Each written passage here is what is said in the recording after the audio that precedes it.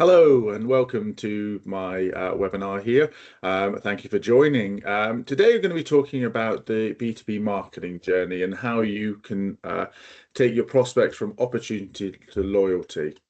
I'm going to be introducing the G.R.O.W framework, which I think is a more representative example of the buyer journey and how B2B marketing is different.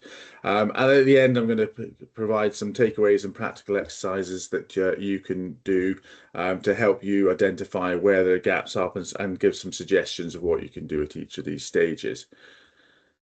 So before I start, I'll just give a quick welcome and introduction to myself. I am the CEO of R.R Marketing, a B2B marketing consultancy that helps small and medium-sized organizations develop their marketing strategy and implementation and really just help people hopefully get their marketing working more effectively. I've got over 25 years of B2B marketing experience, previously at Canon, ORC International, and most recently as 18 years at Kantar. And finally, I'm a fellow of the CIM, so I do try to keep up to date with what's going on. So initially, why is B2B different? Well, we've probably all heard of AIDA, the funnel, marketing funnel, where you move people from awareness, interest, desire, and action. But in B2B, it's slightly different. This is decisions generally involve more people, so it could be whole teams rather than just individuals.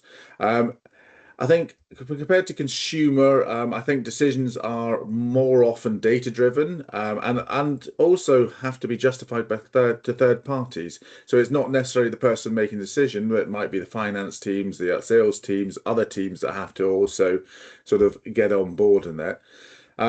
Buying cycles can take months and, as we'll all probably know, sometimes years from getting someone interested in your product or service to actually taking you on. And proof of return on investment and trust carry much more weight than just advertising. So that's why I developed the G.R.O.W framework, which I look at as the B2B marketing journey. That kind of, I think, matches a little bit more of how people go organize themselves or sort of follow through. The four stages are growing curious, recognizing needs, options evaluations, and then finally working in partnership. And I'm going to go through each of these stages in turn to sort of say where people are, what marketing's role is, and maybe give some practical examples of what you could do to hopefully move along this journey. So the first stage is growing curious. Well, this is probably the biggest group you'll have. This is probably 80% of people. They're not really shopping yet. They're not really got any problems that they're aware of, and they're not actually looking to see for any solutions.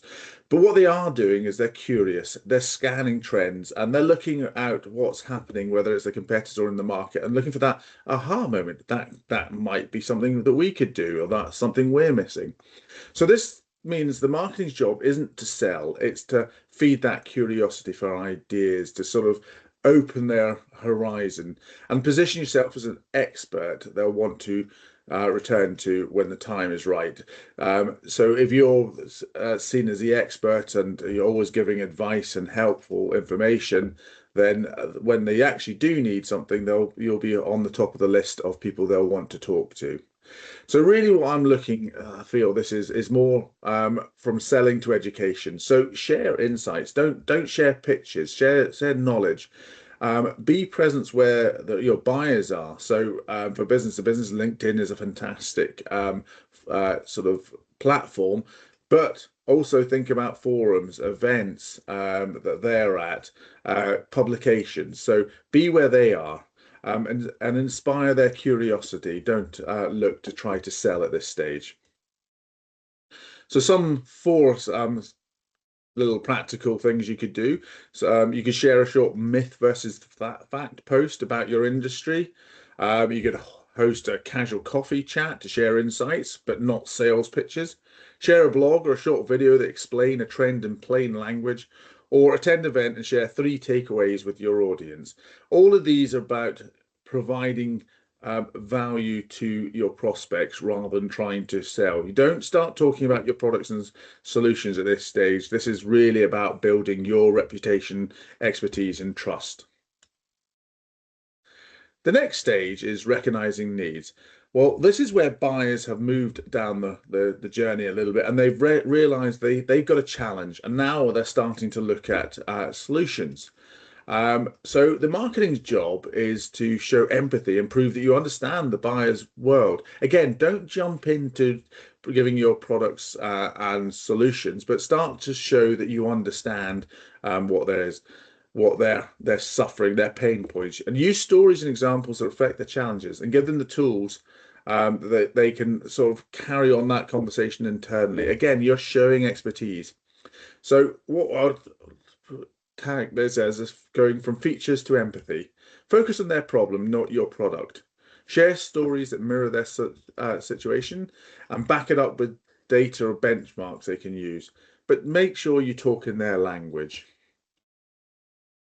So again, for potential things you could do, use case studies. Case studies are a fantastic resource and very often underutilized. So look at the challenge, show your understanding, and then a solution you provide to somebody else. Run a short how to do something, lunch and learn or webinar. Again, share your knowledge. Don't focus on your product, but share how you can help solve their solution. Record a 60-second video answering a common client question, and create a checklist of red flags when choosing a supplier. All again, this is you trying to help your prospects navigate a difficult situation of understanding. Again, build trust, build your expertise. The third stage is the options evaluation, and this is where actually they've moved down to they're comparing options. They've realized they've got a problem. They've identified some suppliers, and now they're looking at how these suppliers all compare to each other. So they're weighing risks, deciding who they can trust to deliver. And this is where you actually can win and lose. And the marketer's job is to show buyers they can trust and that you understand their specific issues. So again, you just demonstrate your expertise and personalities. Again, show your expertise, show that they can trust you.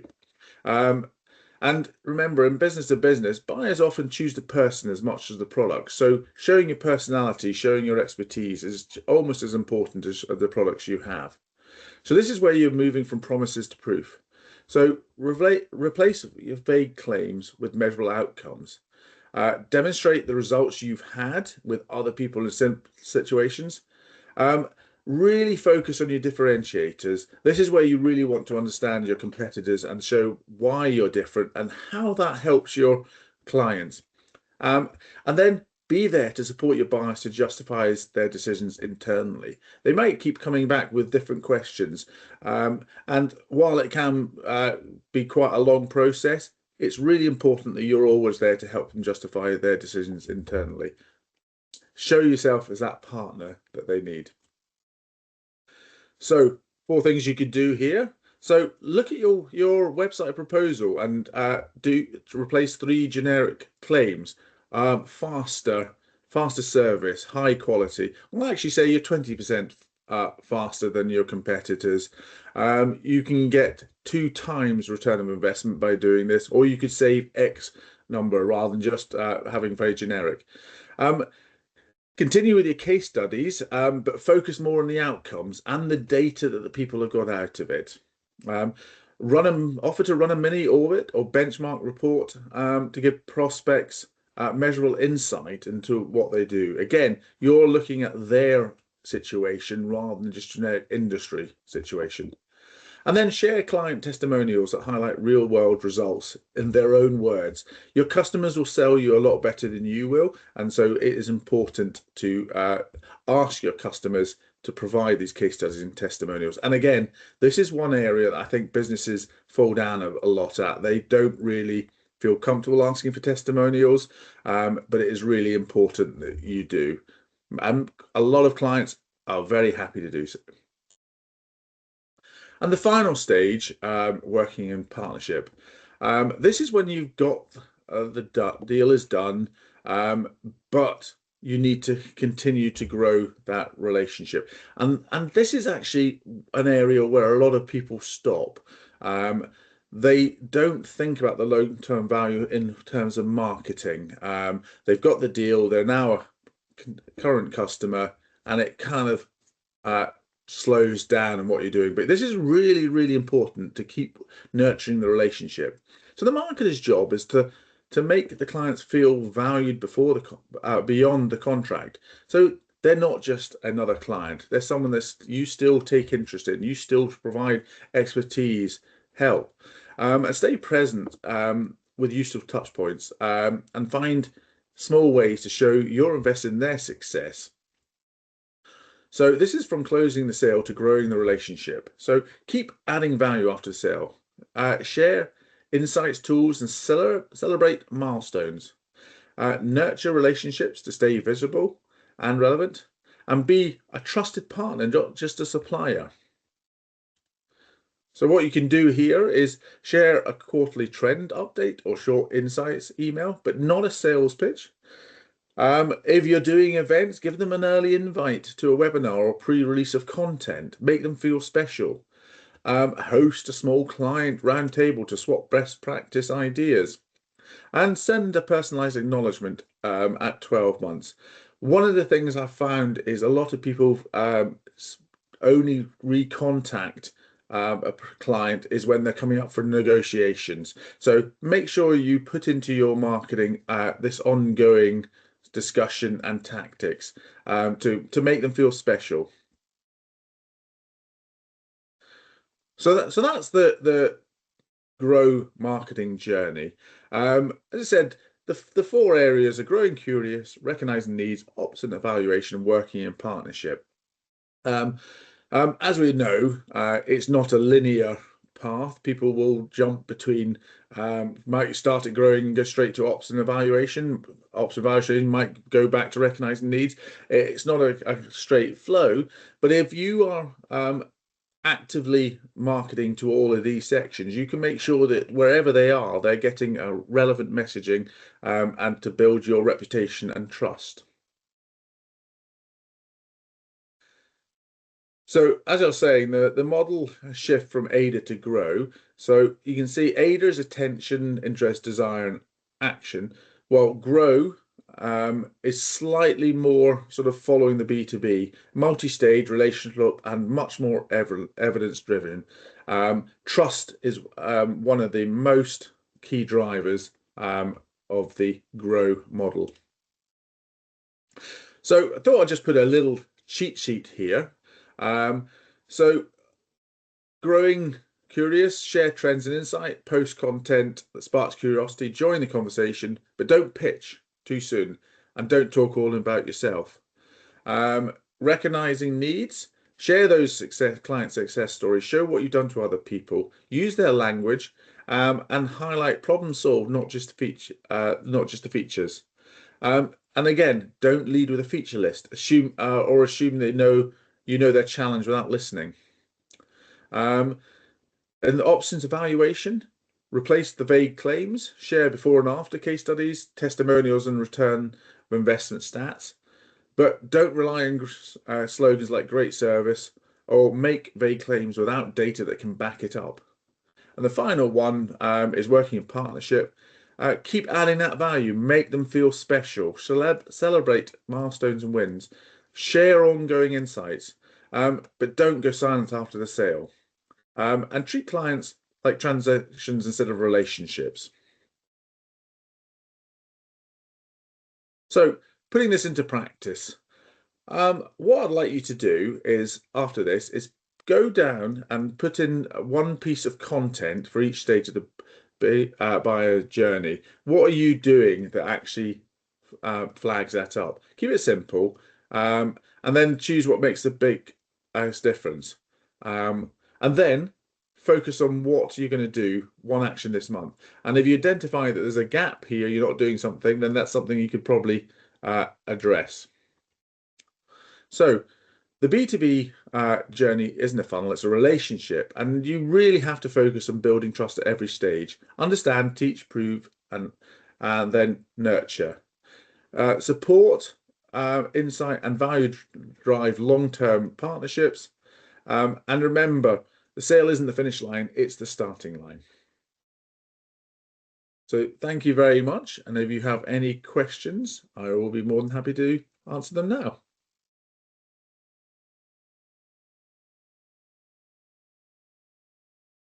So yes, I've got a question asking, do activities go across different areas in the grow? Yes, they can do. Case studies are a great example. It can cover pretty much all areas. You can use it to nurture the relationship afterwards, but also shows the return of investment, the proof. So case studies and testimonials, they're not all just siloed on their own. They can work across. Um, if someone's asking about getting client testimonials, uh, my advice is yes, you might be nervous about asking for them, but if you just ask clients don't tend to mind being asked. They may not be able to, may not want to, and actually, quite a lot of clients find it like to be asked because it shows that you feel what you're doing with them is valuable. So my suggestion is, in a polite way, I would ask. If they can't or won't, then that's fine. But as long as you ask, you can always do uh, anonymized ones if needs be. They're not as effective, but they are better than nothing. Um, Events, yeah, I think this is looking asking what sort of events you should do. I think it's really where your clients are likely to be, or the areas you'd like to market. My suggestion generally is before you jump in, certainly to the bigger events and get a stand on any of that, you visit them, see what they're like. I would always recommend, if you are exhibiting, if you have the opportunity to do a speaking opportunity, because again, that gives you a much better opportunity for sort of showing your expertise. It's kind of like showing off without showing off. Um, and then it drives people to your stand as well. So I think if you are doing an event, think about it all the way through from um, the communication before, during, and after, and what you're going to do at the event. You don't always need to have a stand at these, but somewhere you can meet people. And I quite often, if you're not doing a stand, I'll send out contacts and say, would you like to meet up for a coffee? I say you're going to be at that event. A lot of people won't be able to, but it's also a nice thing to do.